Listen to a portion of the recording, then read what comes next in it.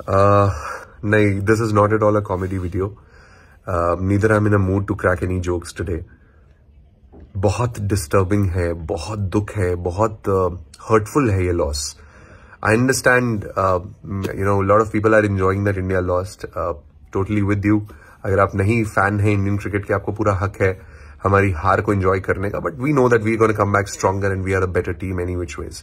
But इस हार से बहुत सारे सवाल निकल कर आते हैं सिलेक्शन के ऊपर.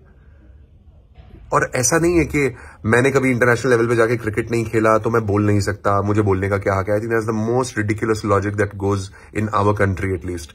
ऑफकोर्स मैं बोल सकता हूं, ऑफकोर्स मेरे बहुत रीजंस थे मैं इंटरनेशनल लेवल पे नहीं जा पाया, क्योंकि 11 ही लोग जा सकते थे. ऐसा नहीं है मुझे गेम नहीं पता या खेलना नहीं आता. मेरे जैसे ऐसे बहुत लोग हैं, शायद आप भी उन्हीं में से होंगे, जिन्हें बहुत अच्छे से पता होगा कि खेला कैसे जाता है, गेम कैसे बेहतर किया जाता है और क्या चीजें होनी चाहिए थी, क्या नहीं होनी चाहिए थी. तो I think let's cut the bullshit and come to the point.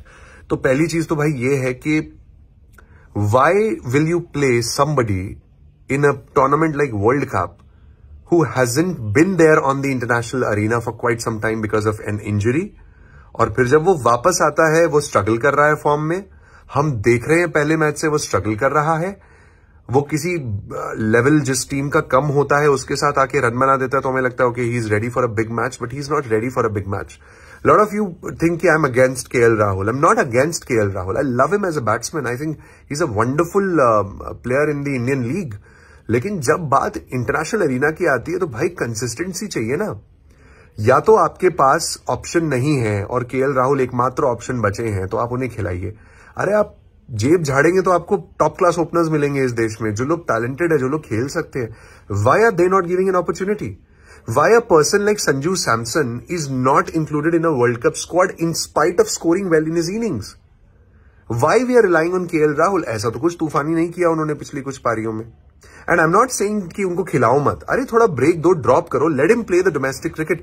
भाई सौरव गांगुली जैसा आदमी, सचिन जैसा आदमी भी जब नहीं खेलता था तो वो डोमेस्टिक क्रिकेट खेलता था.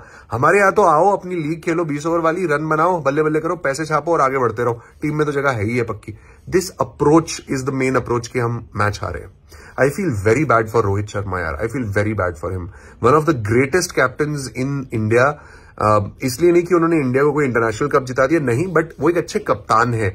Very respectable in the Mumbai Ranji arena, extremely respectable when it comes to the Indian league.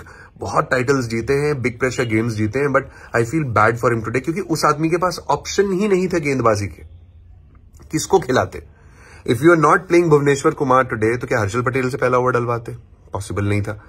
Mohammed Shami को बुलाना पड़ा क्योंकि बुमराह इंजर्ड थे, उनकी कमी पूरे वर्ल्ड कप में महसूस हुई, यस, लेकिन वो नहीं खेलते तो कौन खेलता? किसको खिलाते?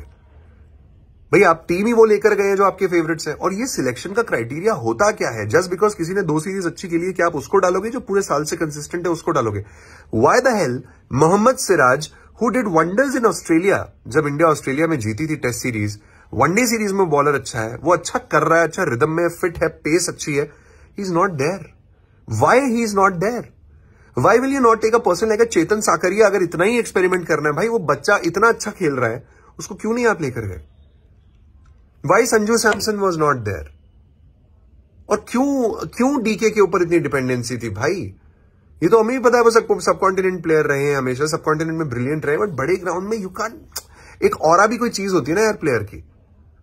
और सेमीफाइनल में स्ट्रेट अवे पंत को खिलाते हो, फिर एक्सपेक्ट करते हो कि नहीं अब वो कमाल कर देगा. भैया ऐसा नहीं होता. पंत है, इंसान है वो भी. The problem was with the selection. हम हारे सिर्फ सिलेक्शन की वजह से. ये हार्ड कॉल्स लेने का टाइम, टफ कॉल्स लेने का टाइम डेफिनेटली है. You have to go think and introspect.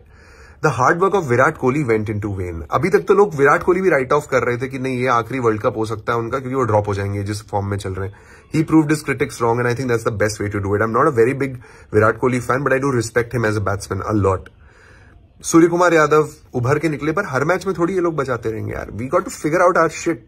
We got to figure out कि हमें करना क्या है. एंड रही बात द फाइनलिस्ट की, इंग्लैंड अनबीटेबल. वो तो आज मार्कवुड खेले नहीं, पता नहीं, वरना इतने रन भी नहीं बनते हमारे. उनके बिना इतनी कन्वीनियंटली जीत गए. जॉस बटलर फॉर्म में आ गए, एलेक्स हेल्स अच्छा खेल गए. Let's talk about Pakistan. I think सबसे किस्मत के धनी अगर कोई रहे तो वो पाकिस्तान क्रिकेट टीम रही है. एंड आई थिंक उस मेंटल स्टेट पे जहां वो थे, and Babar Azam is a class player. When I saw him being disappointed, I felt bad. But then he also he came up with that thing and somehow किस्मत ने साथ दिया. वापसी की टिकट कट चुकी थी यार.